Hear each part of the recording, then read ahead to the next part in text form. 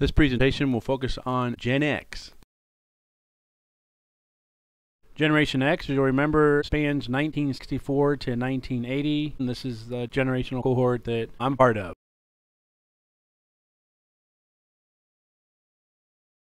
Listed here some of the experiences. I won't go over all of them. You can see the mass suicide in Jonestown in Guyana. Exxon Valdez oil tanker spill was a big deal off the coast of Alaska. Fall of Berlin Wall, Operation Desert Storm, Rodney King incident in California, global warming becoming a front and center issue.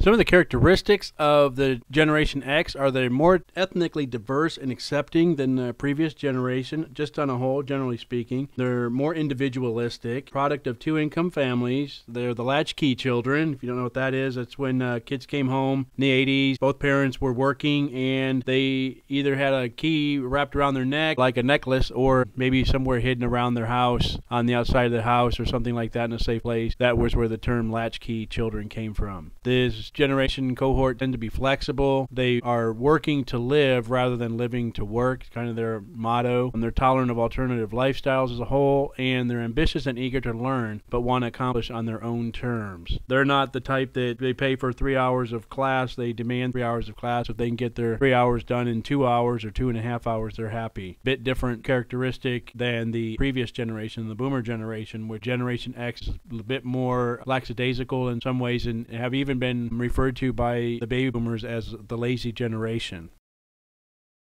So as you work with this generation, with Generation X, in the classroom and teaching and training, you'll want to make sure to set clear expectations and specific goals to be accomplished at the beginning of lessons. Are real goal-oriented. Gen X's really want to see the reason. What is the purpose of what we're doing? Keep that in mind. Allow them to have choices and options and skip the rigidities. Have some flexibility. Focus on outcomes, not the processes. Let them figure that out. Find relevancy within the lessons. It'll keep their attention. They want to see the takeaway from it. They tend to be pragmatic, not idealistic. They want to see what's in it for them. Integrate technology and learning activities. They like that. They like variety, not the same thing all the time. They like to do discussion this week, maybe do some hands-on things next week. Just different opportunities. And they like group work, but they also like individual as well, so they don't like to be in a rut. Allow them to get the job done at a competent level. They view competency as efficiency.